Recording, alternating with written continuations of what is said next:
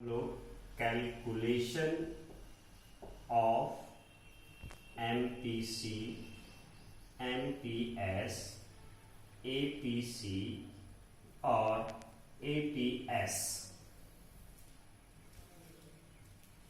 इन चारों का गणना किस प्रकार कैलकुलेशन कैसे करते हैं आज के वीडियो में हम लोग देखेंगे। अर्थात सीमांत उपभोग प्रवृत्ति, सीमांत बचत प्रवृत्ति, औसत उपभोग प्रवृत्ति, औसत बचत प्रवृत्ति, ये चारों किस प्रकार से ज्ञात किया जा सकता है। पिछले वीडियो में मैंने बताया था कि इन सब का फार्मूला क्या है। एक बार इसके फार्मूला को हम लोग देख लेते हैं, उसके बाद फिर इसका एक एग्जाम्पल लेंगे, उसके बाद फिर कैलकुलेशन करेंगे। MPC change in C by change in Y, MPS change in S by change in Y, APC C by Y, APS S by Y। एक एग्जांपल लेते हैं हम लोग। आय दिया हुआ है, उपभोग भी दिया हुआ है।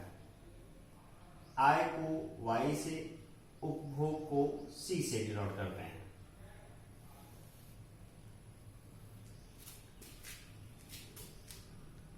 आय 0 है, 50 है, 100 है, 200 है,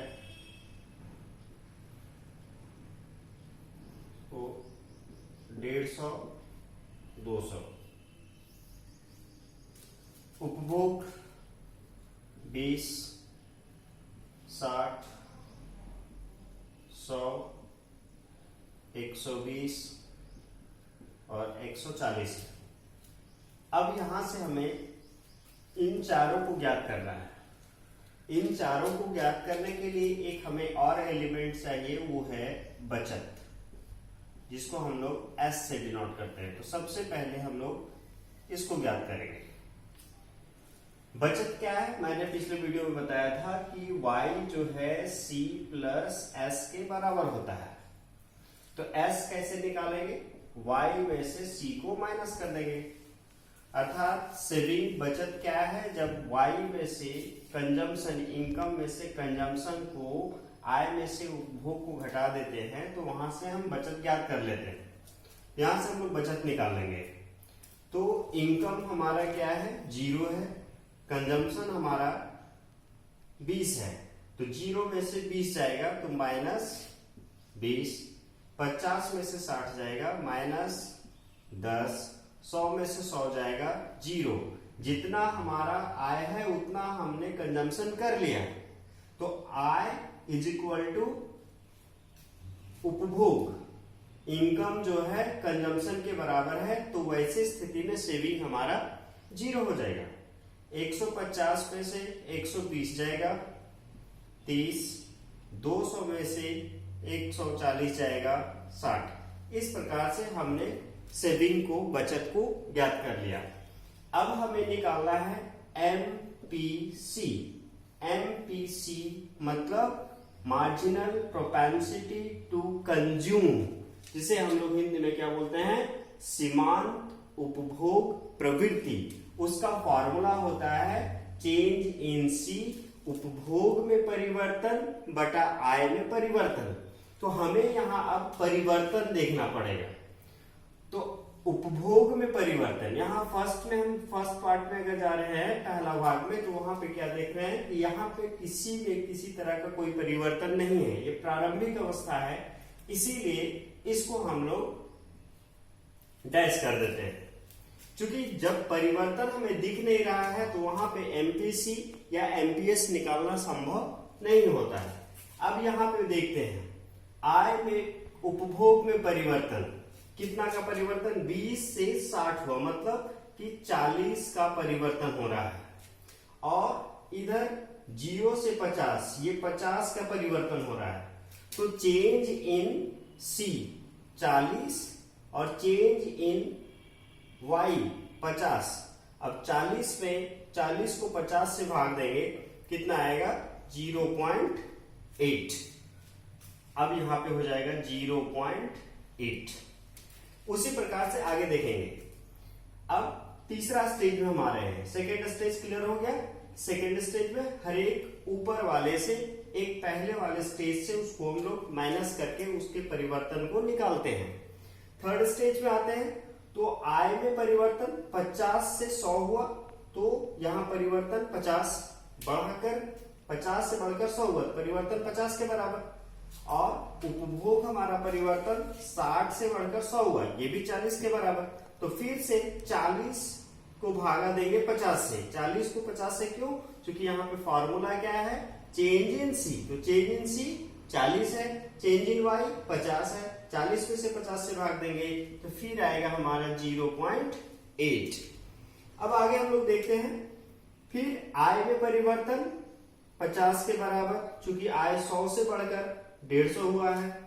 और उपभोग में परिवर्तन 20 के बराबर, तो 20 को भागा देंगे हम लोग 50 से, तो 0.4। उसी प्रकार से आगे हम लोग लास्ट स्टेज में आते हैं। तो ये फिर से 50 का परिवर्तन हो रहा है और यहाँ पे 20 का परिवर्तन हो रहा है। वन सेकेंड, फिर से 20 को 50 से भाग देंगे 0.4। ऐसा कोई जरूरी नहीं है कि एमपीसी इस तरीके से आएगा, ये घटते हुए आएगा, लेकिन ये कोई जरूरी नहीं है कि 2 समान हो जाए या 3 समान हो जाए, ये घटते हुए आएगा। अब एमपीएस निकालते हैं, marginal propensity to save. Marginal propensity to save सीमांत बचत प्रवृत्ति का फॉर्मूला क्या है, change in S by change in Y. और फर्स्ट हम लोग सेविंग पर आएंगे। तो सेविंग में क्या देख रहे हैं, फर्स्ट में -20 है, आय हमारा 0 है। यहां पे प्रारंभिक में क्या बताया कि प्रारंभिक में किसी तरह का कोई परिवर्तन नहीं होता है, जिसके कारण हम लोग उसको डैश कर देते हैं। अब परिवर्तन होगा, आय में परिवर्तन 50 के बराबर। यहां पे परिवर्तन हम जो देख रहे हैं -20 से घटकर -10, तो ये 10 का परिवर्तन हो रहा है। तो 10 भागा 50, यहां पे परिवर्तन आय में 50 का हो रहा था। तो चेंज इन एस, सेविंग में परिवर्तन 20 से होकर 10 हुआ है, -10 हुआ है, तो 10 का परिवर्तन है। और यहां पे हमारा परिवर्तन 50 है, तो 10 में से 50, तो ये हो जाएगा 0.2। उसी प्रकार से आगे ये तो परिवर्तन मेरा आय का निकला हुआ है, यहां पे हमें देखना है -10 से 0 आया है, तो परिवर्तन 10, फिर 10 से को 50 से भाग देंगे 0.2। उसके बाद यहां पे परिवर्तन फिर 50, यहां पे परिवर्तन 30 का है, 0 से 30 हुआ है, तो 30 को 50 से भाग देंगे, ये हो जाएगा 0.6, तो 0.6। फिर नेक्स्ट यहां पे 30 परिवर्तन 30 से बढ़कर 60 हुआ, तो 60 में से 30 जाएगा, तो परिवर्तन हमारा 30 के बराबर। अब 30 को भागा देंगे 50 से। 50 से क्यों? क्योंकि आय में परिवर्तन हमारा 50 के बराबर, 0.6। इस प्रकार से हमने एमपीएस को ज्ञात कर लिया। अब क्या है, एक शॉर्ट ट्रिक है। शॉर्ट ट्रिक क्या है? क्योंकि हमने बताया था MPC plus MPS is equal to 1 है। तो हमारे पास अगर एमपीसी दिया हुआ है तो एमपीएस हम वहां से आसानी से निकाल सकते हैं, 1 माइनस एमपीसी। तो इतना सारा कैलकुलेशन की जरूरत नहीं है। अगर हम 1 में से इन सारे को माइनस करते जाएंगे तो ये हमारा निकल जाएगा। 1 में से अगर हम 0.8 को माइनस करेंगे तो 0.2 आएगा। 1 में हम माइनस 0.8 करते हैं तो 0.2 आएगा। 1 माइनस एमपीसी, एमपीसी 0.4 है, माइनस करेंगे 0.6 आएगा। उस प्रकार से हम लोग डायरेक्ट यहां से एमपीएस को निकाल सकते हैं। अब यहां पे कल मैंने बताया था कि एमपीसी प्लस एमपीएस का योगफल 1 के बराबर है। देखिए हमारे पास एमपीसी 0.8, एमपीएस 0.2, इन दोनों को अगर हम ऐड करते हैं तो ये 1 के बराबर हो जाता है। यहां एक प्रूफ हो जाता है, साफ क्लियर है कि एमपीसी प्लस एमपीएस का योगफल 1 के बराबर। किसी को भी आप अगर ऐड कर लेते हैं 0.4 प्लस 0.6 इज इक्वल टू 1, तो यहां से मैथमेटिकल वे में हम लोग प्रूफ करते हैं कि MPC plus MPS is equal to 1 होता है। अब हम लोग नेक्स्ट स्टेप में आते हैं, एपीसी और एपीएस। एपीसी, एपीसी क्या है? APC average propensity to consume, औसत उपभोग प्रवृत्ति है। औसत उपभोग प्रवृत्ति क्या बताता है? उपभोग और आय के अनुपात को औसत उपभोग प्रवृत्ति कहते हैं। तो फर्स्ट में अगर हम देखते हैं, उपभोग हमारा 20 है, आय हमारा 0 है, तो 20 भागा 0, 20 भागा 0, उपभोग 20 भागा 0, 20 भागा 0 क्यों? क्योंकि 20 उपभोग हमारा है, सी है, और 0 हमारा इनकम है, आय है, वाई है। तो 20 को 0 से भागा देंगे तो इन्फिनाइट होगा, तो यहां पे हमारा ये इन्फिनाइट हो जाएगा। आगे 60 भागा 50, 60 भागा 50, 60 हमारा सी है, उपभोग है, 50 हमारा इनकम, आय है, इसको भागा देंगे तो 1.2, तो ये हो जाएगा हमारा 1.2। उसके बाद 100 भागा 100, तो 100 को 100 से भाग देंगे 1 के बराबर। 120 को भागा देना है 150 से, 120 भागा 150, तो यहां पे हो जाएगा 0.8। उसके बाद 140 भागा 200, तो 0.7। इस तरीके से हम एपीसी का कैलकुलेशन कर लेते हैं। अब क्या है? APS, average propensity to save, औसत बचत प्रवृत्ति। औसत बचत प्रवृत्ति बचत और आय का अनुपात होता है। अब अगर हम चाहें तो इसे ट्रिक से आसानी से निकाल सकते हैं, फॉर्मूला से निकाल सकते हैं, लेकिन हम सबसे पहले कैलकुलेशन करेंगे। S क्या है? -20, तो S -20, Y क्या है? 0, तो इसको अगर डिवाइड करते हैं तो A भी हमारा इन्फिनाइट आएगा। जब भी कोई नंबर को 0 से डिवाइड करते हैं तो वो इन्फिनाइट होता है। एक चीज यहां ध्यान में देना है, उपभोग हम लोग अगर ले रहे थे तो ये प्लस में है, बचत ले रहे हैं माइनस में है, जिसके कारण इसको हम लोग माइनस कर देते हैं।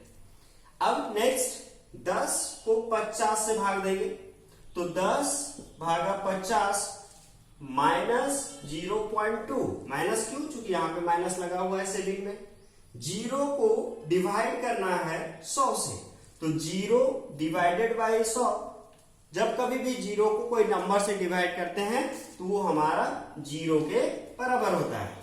नेक्स्ट 30 हमारा सेविंग है, 150, 150 हमारा आय है, तो 30 भागा 150 इज इक्वल टू 0.2। नेक्स्ट 60 को भागा देना है 200 से, 60 को 200 से, तो ये हमारा 0.3। अब यहाँ पे थोड़ा सा आश्चर्य हो रहा है कि इतना जल्दी जल्दी कैलकुलेशन कैसे हो रहा है। इतना जल्दी जल्दी कैलकुलेशन होने का सिर्फ और सिर्फ एक ही कारण है, और वो है इसका फॉर्मूला। क्योंकि हम जानते हैं कि APC plus APS is equal to 1 होता है। अब देखिए, यहां से अगर हमें एपीएस निकालना है, क्योंकि एपीसी का कैलकुलेशन हमने पहले कर चुका था, अब एपीएस को निकालना है, तो एपीएस निकालने के लिए 1 में से एपीसी को माइनस करेंगे। एपीसी हमारा इन्फिनाइट है, अब इन्फिनाइट है तो यहां पे 1 minus infinite is equal to इसको माइनस इन्फिनाइट। अब इसको अगर हम प्लस करते हैं, infinite plus minus infinite is equal to 1 हो जाएगा। तो ये चीज यहां से क्लियर हो रहा है। 1.2 है, अब 1.2 plus minus 0.2 is equal to 1, ये क्लियर हो गया। 1 में से 0 जाएगा तो ये हमारा 1 हो जाएगा। 8.2 प्लस 0.2 इज इक्वल टू 1 हो जाएगा। 0.7 प्लस 0.3 इज इक्वल टू 1 हो जाएगा। तो यहां से यह स्पष्ट हो जाता है कि एपीसी प्लस एपीएस अर्थात एवरेज प्रोपेंसिटी टू सेव और एवरेज प्रोपेंसिटी टू कंज्यूम को अगर हम ऐड करते हैं तो वो भी 1 के बराबर हो जाता है। इस प्रकार से ये सिद्ध हो जाता है कि एपीसी और एपीएस का योगफल 1 के बराबर होता है, साथ ही साथ एमपीसी प्लस एमपीएस का योगफल भी 1 के बराबर होता है। अब नेक्स्ट क्लास में हम लोग इसका ग्राफिकल प्रेजेंटेशन देखेंगे।